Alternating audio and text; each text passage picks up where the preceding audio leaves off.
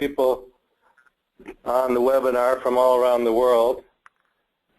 I'm the product manager for Advantra Z, which is our patented citrus aurantium extract, which is standardized to p-SYNEPHRINE.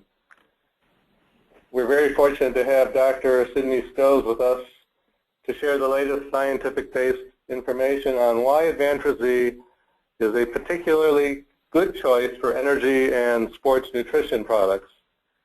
Advantra Z has become a key ingredient in many of the top-selling products in these categories. So without further ado, I'll turn it over to Dr. Sydney Stoves. Thank you, Howard. I appreciate it. I'd like to begin with a little bit of my background so that you understand where I come from and how I approach various ingredients and products. I have a degree in pharmacy followed by a master's degree in pharmacognosy, which is natural, herbal, primarily products, and then received my PhD in biochemistry from the University of Wisconsin. Subsequently received postdoctoral training in pharmacology, toxicology, and nutrition, both at Karolinska Institute in Stockholm, Sweden, and the National Institutes of Environmental Health Sciences and Research, Triangle Park, North Carolina.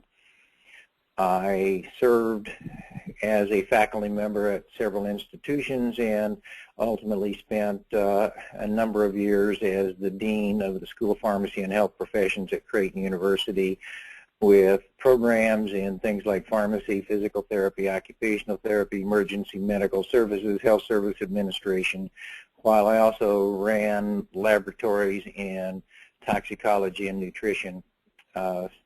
I spent time in industry and product development, and now primarily serve as a consultant, and that's the basis for my relationship with Nutritech. We have conducted a number of studies and written quite a few review articles on the scientific literature regarding p-SYNEPHRINE, bitter orange extract, and Advantra Z.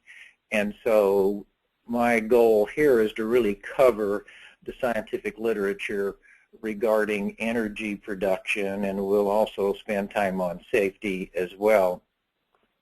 So without further ado, we'll begin and start looking at various products and various slides and information, and if I can get my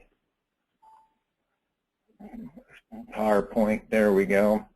So let's look first at the need, and basically there's a tremendous interest in finding products or ingredients that really in essence replace caffeine or are alternatives to caffeine and other products or ingredients that affect the adrenergic receptors and have CNS effects.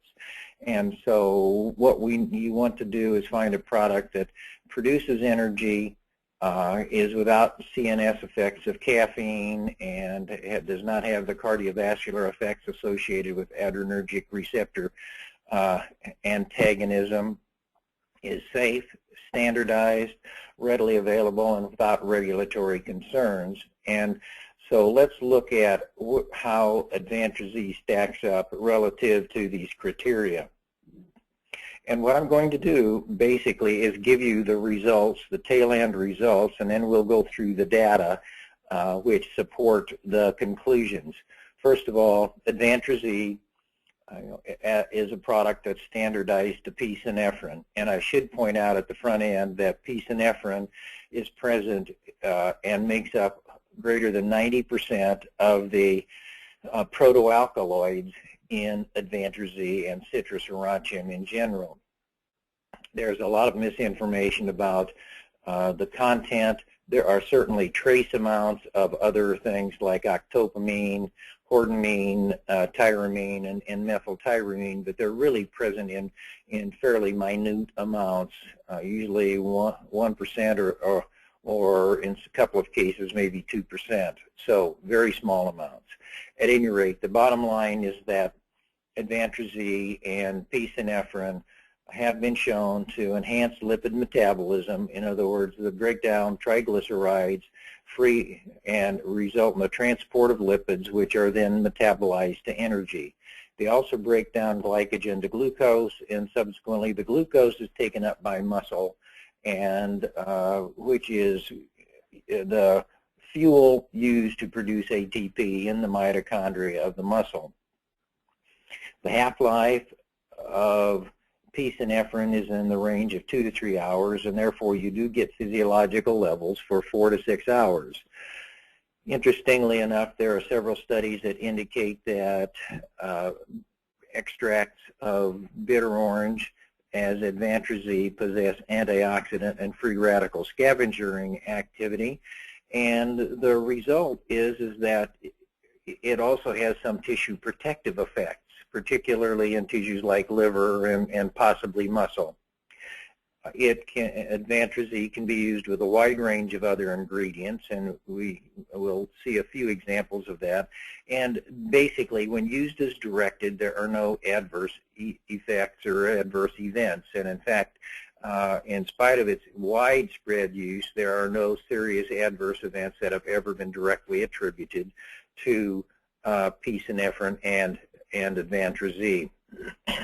Now, let's summarize some of the current literature. There are approximately 25 human clinical studies that have been conducted involving Advantra Z as one of the primary ones that has been used, and also with p-SYNEPHRINE in an isolated form. Of these studies, a total of about 500 total subjects have been given Advantra Z or bitter orange extract alone or in combination with other ingredients. About 2/3 of these subjects were overweight or obese. Of these overweight or obese subjects, about 40% consumed caffeine in combination with p-SYNEPHRINE, and that caffeine ingestion ranged to as high as over 500 milligrams per day, which is a fairly hefty dose, and the p-SYNEPHRINE amounts that were used were up to 100 milligrams per day. P-SYNEPHRINE containing products also were consumed for up to 12 weeks. However, you should be aware that some studies involved only a single dose of a product, and as a consequence, dosing ranged then from 1 day to 12 days. If we summarize the human data, there were, of these 25 studies, a total of 9 different studies that looked at metabolic rate and energy expenditure and oxygen consumption. And all 9 of the studies that assessed these parameters showed that there was a significant increase in resting metabolic rate and energy expenditure, energy production. One study showed that exercise was perceived as less difficult by over 80% of the subjects. If products were given for 6 to 12 weeks, weight loss could be shown, and overall there were no significant adverse events as an increase in heart rate or blood pressure, altered serum chemistry, urinalysis, or hematology. Several studies have looked at other cardiovascular parameters, and in general, at the doses used, there are no serious or significant adverse events. Now, in order to understand why we do not see adverse events, although one continues to see in the literature that because p-SYNEPHRINE is structurally related to epinephrine, norepinephrine, ephedrine, etc., one should expect to see cardiovascular events. And the reality is that this just doesn't happen. And so there are reasons for that, and the primary one relates to adrenergic receptor binding. So a little background, vasoconstriction occurs when ligands such as ephedrine, etc., bind to alpha-1 and alpha-2 adrenergic receptors. And you get cardiovascular contractility and increased heart rate when binding occurs to beta-1 and beta-2 adrenergic receptors. Finally, there's something called beta-3 adrenergic receptors, which are located in muscle as well as adipose tissue, and lipolysis, the breakdown of fats, as well as a decrease in food intake, in other words, appetite control, as well as improved glycemic control and lipid profiles occurs when ligands bind to the beta-3s. So let's take a look at what the literature shows and which frequently seems to be overlooked. First of all, if you look at binding to alpha-1, alpha-2, beta-1, beta-2 adrenergic receptors, what a half a dozen studies have shown is that there is little or no binding to these receptors. As a consequence, if we go back to this definition, we see would not expect to see vasoconstriction. We wouldn't expect to see cardiovascular contractility or an increase in heart rate. And that's basically what we see. And now, we reviewed all the receptor binding literature known in the world a couple of years ago, and so all of the references are available regarding receptor binding in that particular review. However, there have been a number of studies that have also shown that there is stimulation and binding of p-SYNEPHRINE to the beta-3 adrenergic receptors, and that then stimulates thermogenesis and the breakdown of fat. I've simply listed some of those references there, the major ones. The first study demonstrating this was conducted as far back as 1999 using adipocytes, white fat cells, and they did studies in these cells of 4 different animal species as well as used human adipocytes. Now, there were differences in binding and in lipolysis and the rates of lipolysis, but in all cases they could show that there was some effect on the beta-3 adrenergic receptors.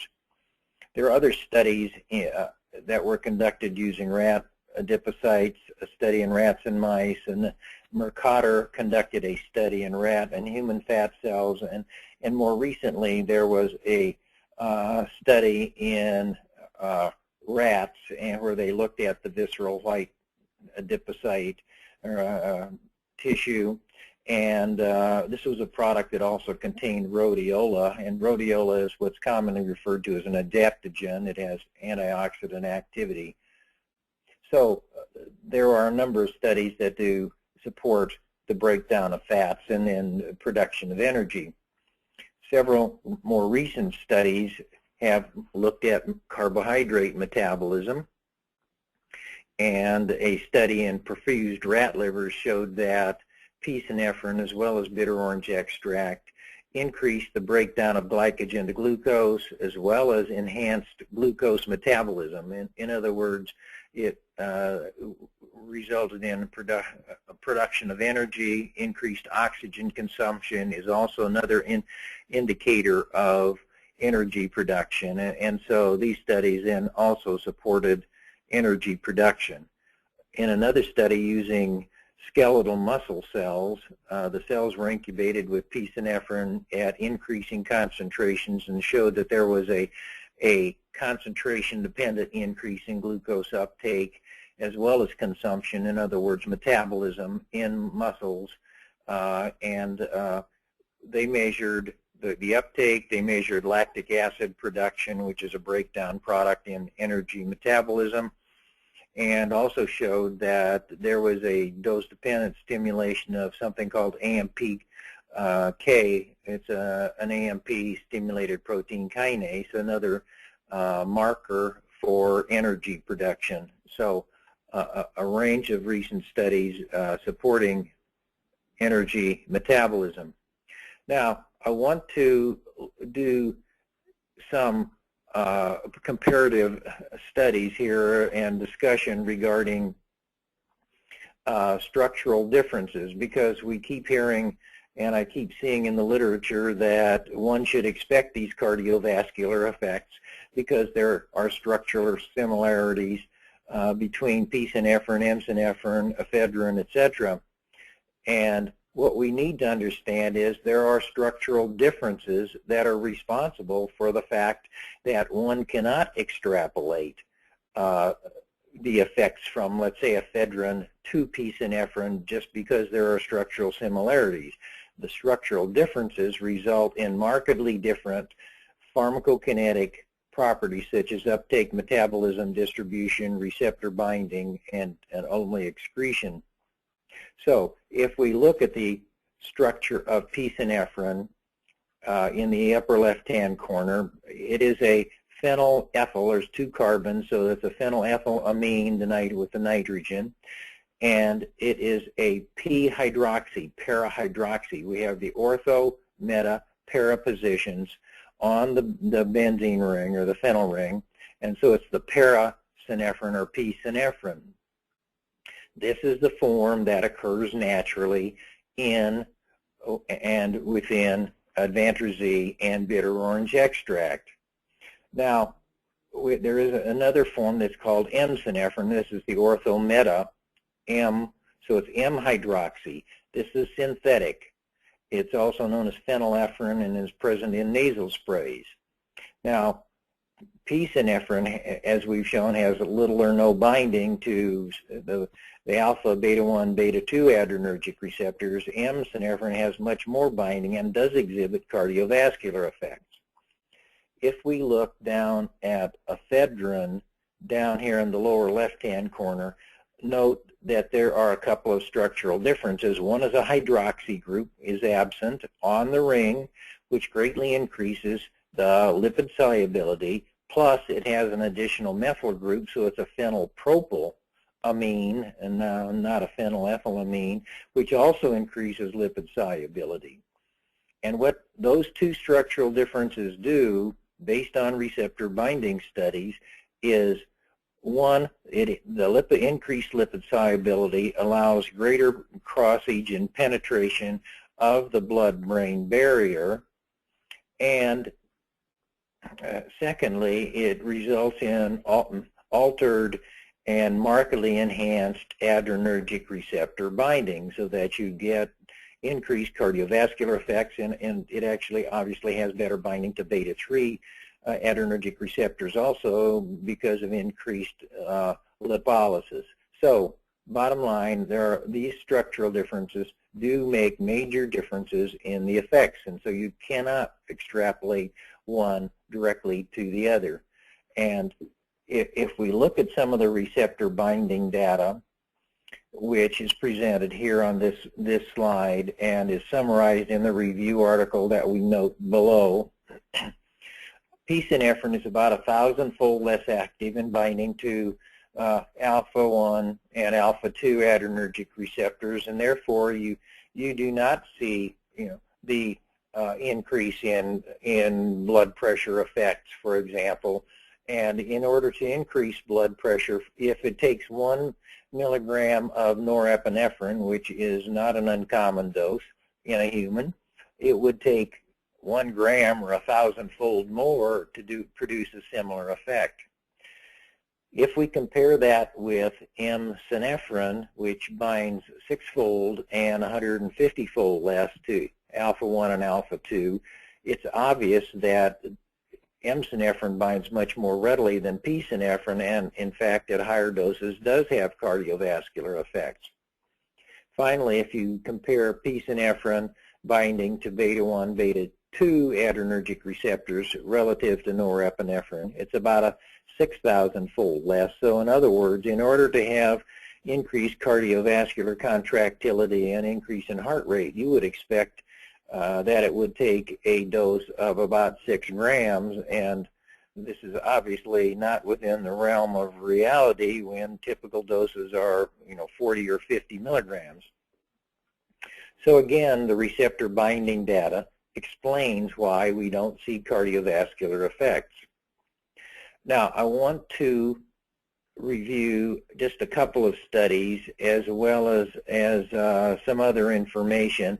And one of these studies is one that was not included in that general review of about 25 papers.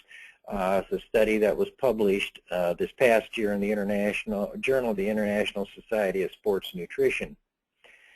And this was a placebo-controlled, double-blind, randomized study involving 45 subjects. It was an 8-week study.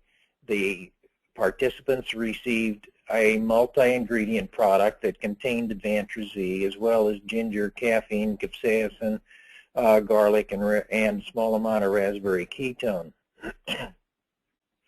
With respect to results, about the participants reported a 29% increase in perceived energy levels, and when examined by DEXA, the participants on the product were shown to have exhibited an increase in lean muscle mass with significant weight loss as well as fat loss. And in addition, there were no adverse effects, in other words, no effects on blood chemistries or the cardiovascular system after 8 weeks on this product, indicating efficacy as well as safety. In a sports nutrition type study that was conducted a number of years ago, which was a double-blind placebo-controlled study, a single dose of a product containing what I consider to be a fairly low dose of p-SYNEPHRINE in the form of Advantra Z, as well as a high dose of caffeine, as well as a number of other ingredients was used.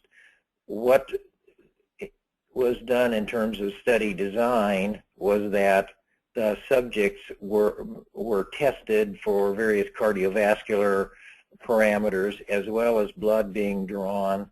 They were given the product, waited an hour, were placed on a cycle ergometer, and had to pedal moderately intensely for 30 minutes. The same cardiovascular parameters were then measured, as well as blood being drawn.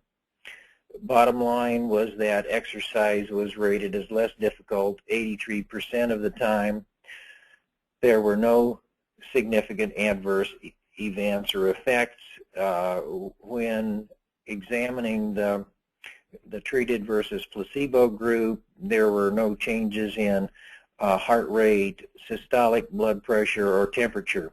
There was a small increase in diastolic blood pressure, which the authors attributed to the high dose of caffeine, and which is known to occur with caffeine, and so I certainly concur with that conclusion. In terms of safety, a double-blind placebo-controlled study was performed by Cates and Associates, where they used 46 healthy human subjects, which were given bitter orange in the form of Advantra Z. It was 49 milligrams of p-SYNEPHRINE per dose, twice a day. And you may ask, why 49? The product was formulated to contain 50. On independent analyses after the product was made, it came out to be 49 plus a small decimal point, and so it was just not quite 50. And total intake was therefore about 98 plus milligrams per day. At the end of the 60 days, a whole series of tests were performed, as had been performed before starting the product, and no adverse events were reported with regard to heart rates, blood pressures, blood chemistries, blood cell counts, or differentials, and indicating a very high degree of safety. And this is certainly the longest, most definitive safety study conducted in humans, so indicating a really high degree of safety at the highest dose that had ever been studied to date. Now, Nutritech has developed a chew, a chocolate-flavored chew, which contains Advantra Z with the equivalent of 50 milligrams of p-SYNEPHRINE per chew. And the reason for using a chew as a dosing form is the fact that you can get good sublingual absorption in the mouth from the chew by chewing it slowly, and ultimately then swallowing the product. So part of it is absorbed through the GI tract and part of it in the mouth, and which we believe may give higher blood levels and longer blood levels of the product. One should be or keep in mind that amines such as p-SYNEPHRINE are metabolized to some degree in the gut by what is known as a first pass effect, where we have enzymes that first carry out an N-demethylation followed by a monoamine oxidase, in other words, that removes the amine as well. And so when you have absorption through the mouth and sublingually, that bypasses that metabolic step, allowing you to get higher active levels.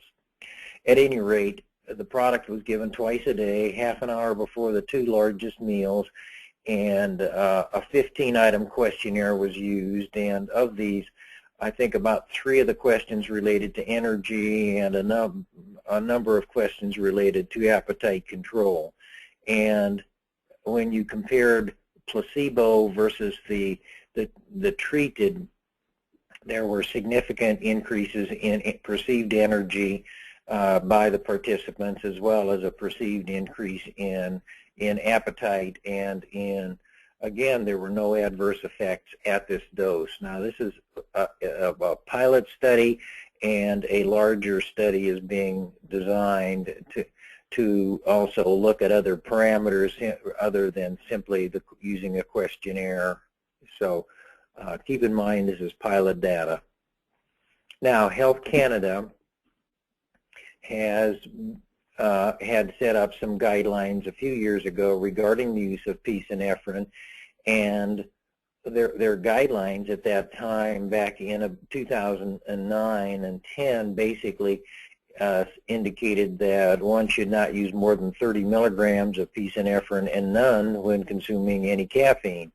And when you looked at their references, they were all pre-2000 or 2004 and before.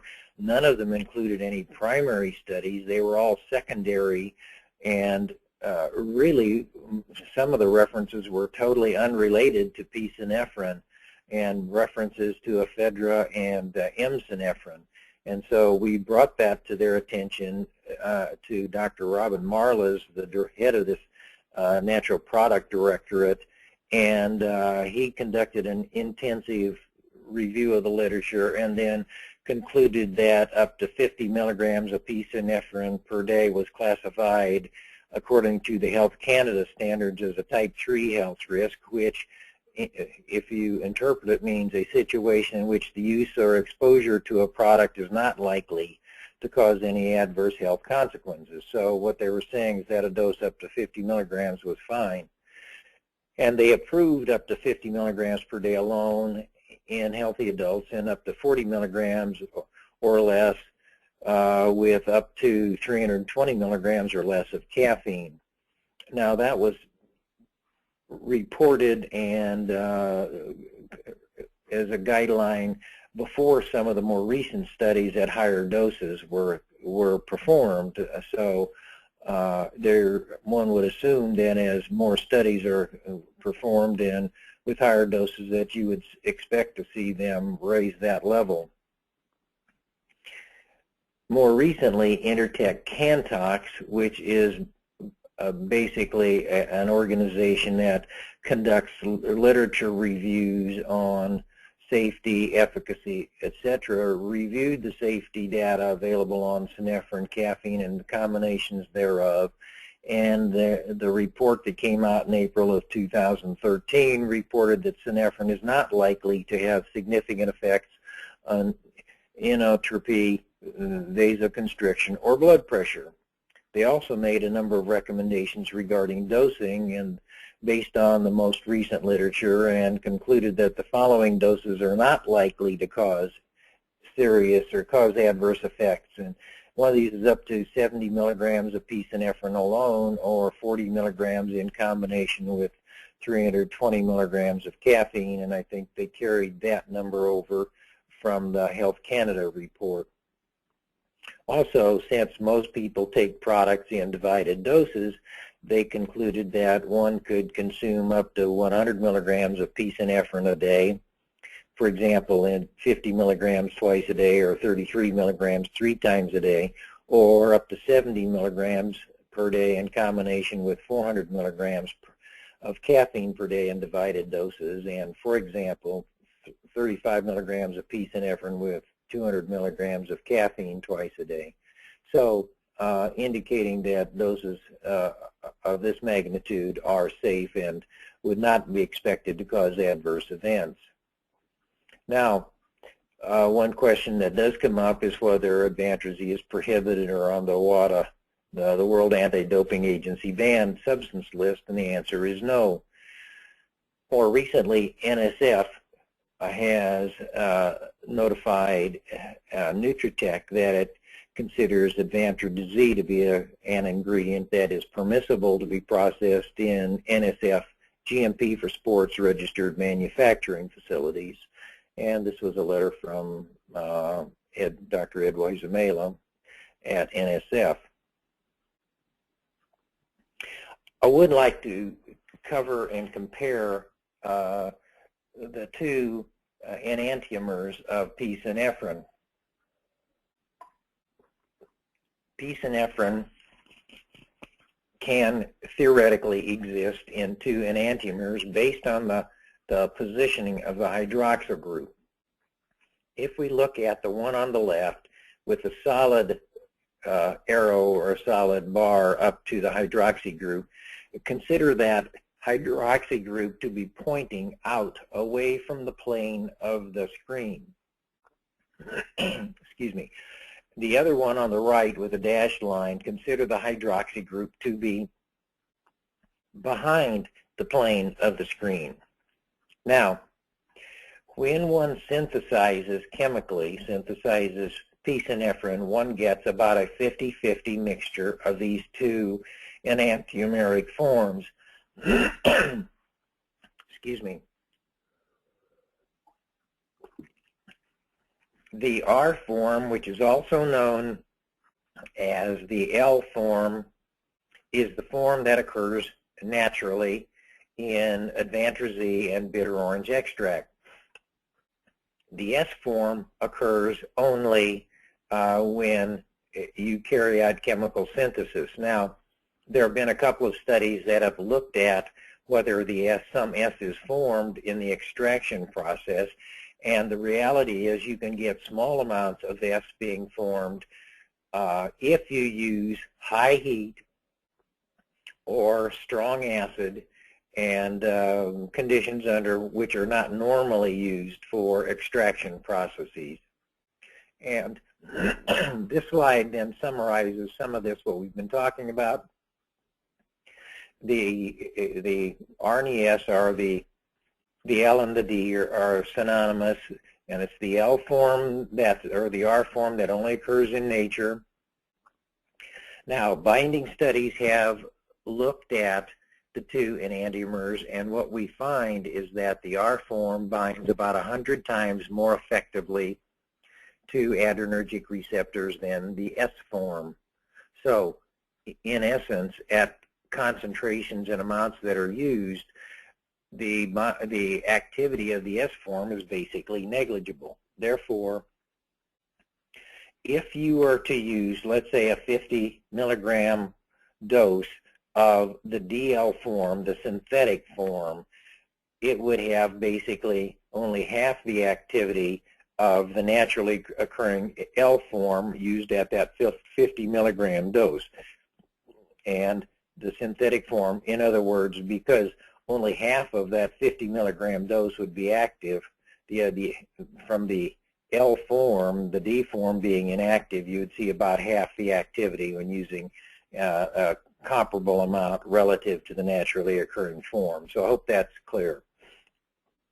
So in summary then, let's review again why Advantra Z has beneficial effects with regard to workout and energy products. It enhances thermogenesis, the breakdown of lipids, and energy production. It's involved in breakdown of glycogen as well as the breakdown of glucose, and it's involved in the uptake of glucose by muscle to form ATP. It has a reasonably long half-life of 2 to 3 hours, and so we get physiological levels for 4 to 6. It has antioxidant, tissue protectant activity, can be used with a wide range of ingredients, and again, at commonly used doses, there are no serious or adverse effects or any adverse effects of any consequence. So, what do we know? In summary, it does increase metabolism and metabolic rate, and therefore calorie burning and energy production. We have little or no binding to the alpha-1, alpha-2, beta-1, beta-2 adrenergic receptors. No adverse cardiovascular effects, therefore, would be expected. High degree of safety, doses up to 100 milligrams a day have been shown. It does bind to the beta-3 adrenergic receptors, and we know that it increases uptake of carbohydrates as well into muscles. And I should point out that literally millions of people have used tens of millions of doses of products such as Advantra Z without adverse effects. And so when one talks about the theoretical possibilities of adverse effects, obviously for millions of people, that has not been shown to occur.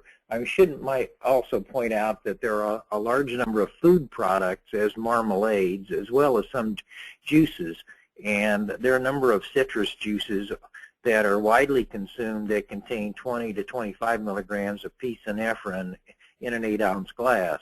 And again, this is done routinely, so safety is really not an issue here. So Advantra Z does offer many benefits with a wide margin of safety, and to the best of my knowledge, because there are no adverse events, there are no real regulatory concerns, and it can be used safely and effectively alone, and it works very well in combination with a number of other ingredients. So that concludes my comments, and at this point then, what we would like to do is open it up for any questions anyone might have. So if you would please type in your questions and transmit them to Howard, he will then convey them on to me. And I will be happy to try to answer any questions that you may pose.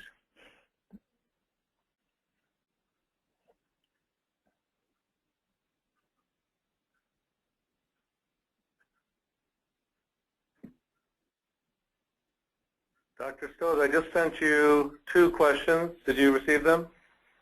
Let me open. I'm trying to open up the question thing, and I'm not seeing them similar.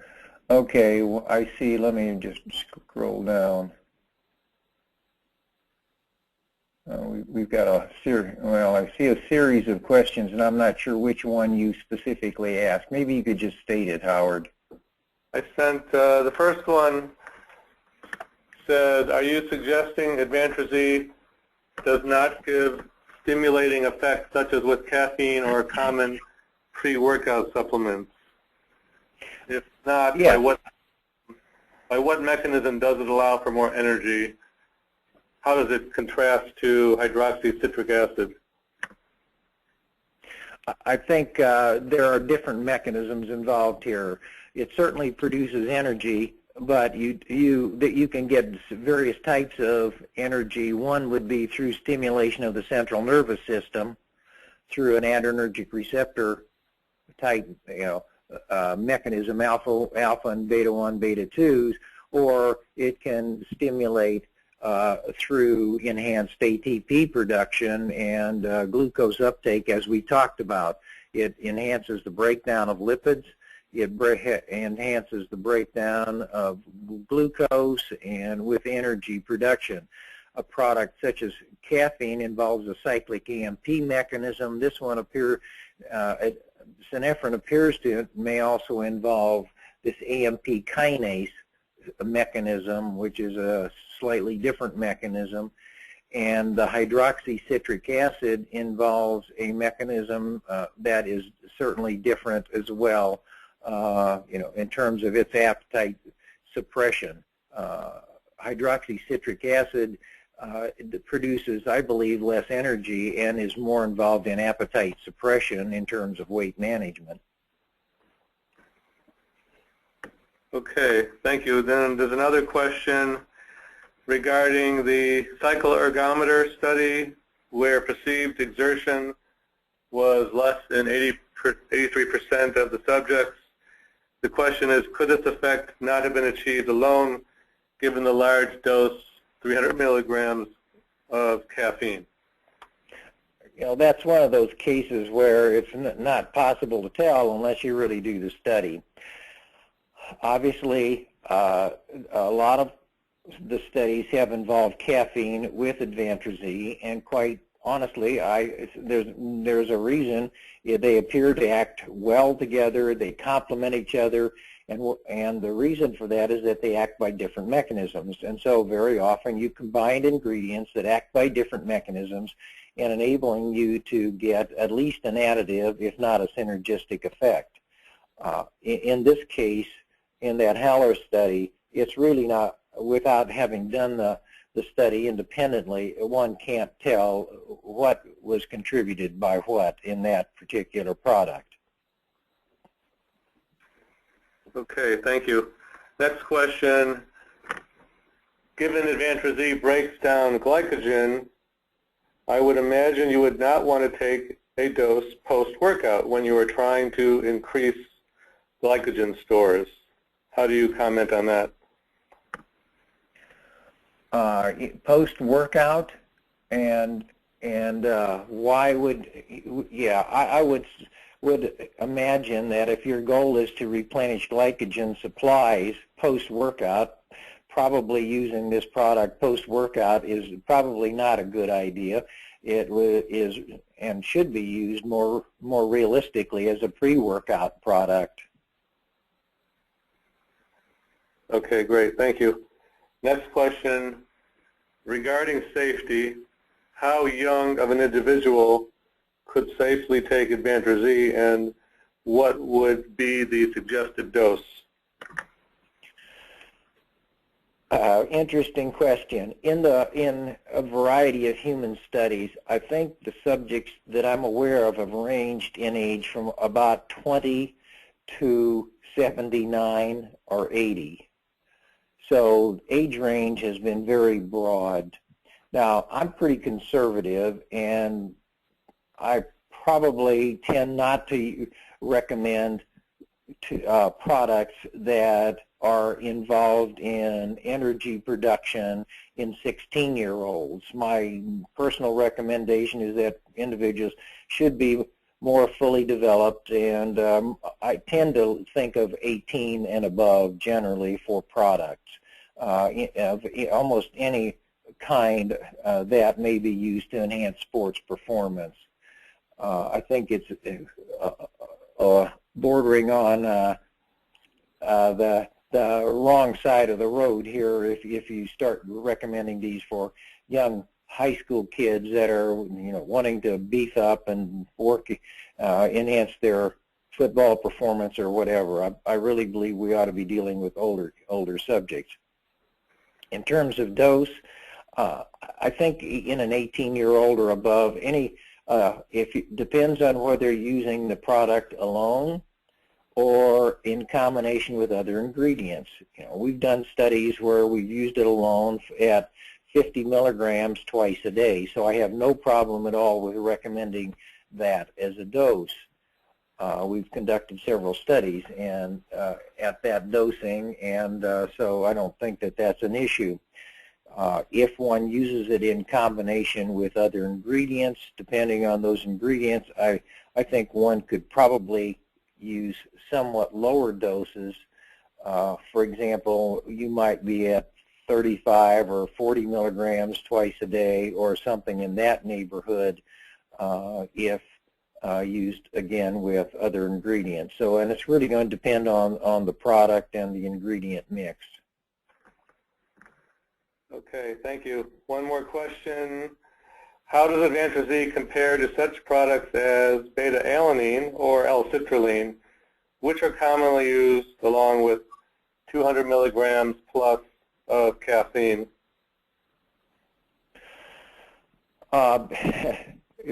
You're dealing with two products that are markedly different in their functionality there. Beta-alanine, I think if you really look at the scientific literature, you'll find out that there's very little actual data on beta-alanine. And as a consequence, I'm not sure exactly by what mechanism, it may work and to what extent it really does. Although I understand that it's fairly widely being used. The other one was citrulline. L-citrulline.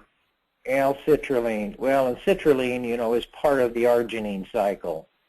And the arginine cycle, that involves production of nitric oxide and cardiovasodilation and enhanced blood flow. So we're talking, again, markedly different mechanisms of action here. That doesn't mean that they might not work well together, but the mechanisms are markedly different. Okay, thank you. Next question. Will the synephrine in bitter orange trigger a positive blood or urine test? For what? It would be my question. If you're looking at it triggering an amphetamine-like test, the studies have shown that it does not. There have been some interesting studies that have looked at blood and urine tests, and you pick up very little even synephrine because of it is ultimately metabolized and therefore does not show up readily in the urine, and a decent HPLC GC mass spec analysis can easily differentiate it from other ingredients, even ephedra or et cetera, in the urine. So no, if the test is done appropriately, there's never any real concern. Again, it's because it's not on any banned list there in terms of WADA and other agencies. Okay, thank you. Next question. What about dose versus weight? Would a 100-pound woman use a lower dose than a 200-pound man? And the obvious answer is yes. Again, dosing really is dependent on weight and metabolism. And again, we make general recommendations, and those are usually based on a 70 or 80 kilogram person. So we're in the 50 to 170 or 80 pound range. But again, if you've got somebody that weighs 250 or 300 pounds, your dosing is going to have to be adjusted accordingly. You cannot use that standard dosing. Or if somebody weighs 100 pounds or 110 pounds and wants more energy, one should consider appropriate dosing based on weight. Okay, thank you. I don't see any other questions. If anyone has another question, now is your last chance.